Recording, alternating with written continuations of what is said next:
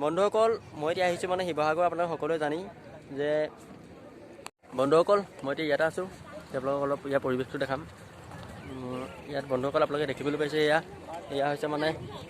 এয়া পাংখা এয়া প্লেনৰ পাংখা